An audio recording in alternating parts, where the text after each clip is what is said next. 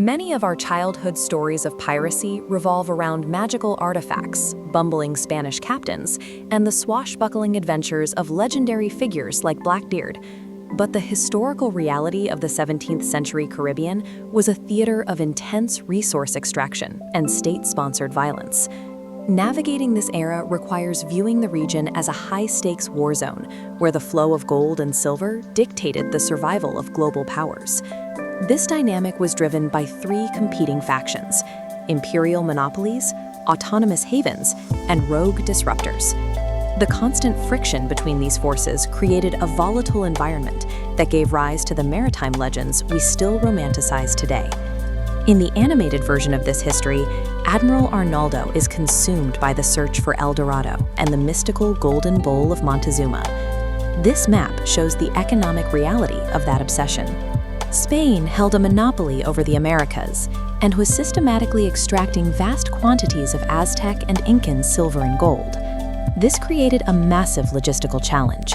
Thousands of tons of physical wealth had to be moved across a hostile ocean with long, exposed supply lines. To solve this, the Spanish deployed heavily armed galleon fleets, essentially floating fortresses designed to guard the Southern Sea and its riches. This extreme concentration of wealth created an economic vacuum, incentivizing the rise of a specialized class of maritime raiders meant to siphon it off. The figure of Anne Bonny is often shown as the leader of Tortuga, a secret island sanctuary where pirates could live free from imperial law. On this period map, La Tortue sits just north of Hispaniola, a perfect choke point for raiding Spanish routes. Zooming out to the entire Caribbean, the imperial mission's difficulty becomes clear. This vast geography provided countless hidden bases, nearly impossible to root out. These havens were populated by those the imperial system had discarded: escaped slaves, indentured servants, and sailors cut out of the legal economy.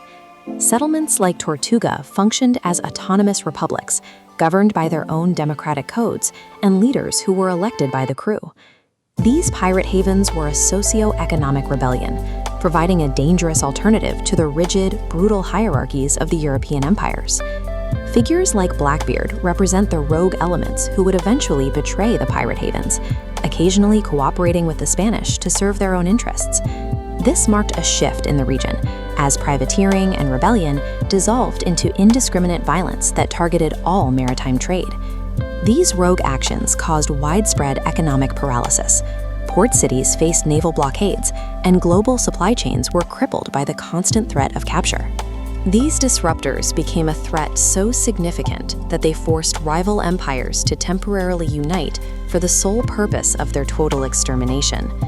In our story, this conflict reaches a peak in a massive naval battle fought within the thick fog of the sailors' graveyard, illuminated by the sudden flashes of cannon fire.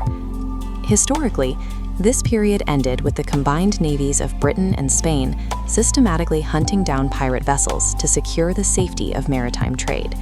The autonomous republics were dismantled, and the pirate leadership was purged from the Caribbean. As the children in the story eventually realize, finding a place to live in peace is worth more than the gold of El Dorado. There is a historical irony in that realization. That same desire for autonomy and freedom from imperial exploitation was the reason thousands of people hoisted the black flag in the first place.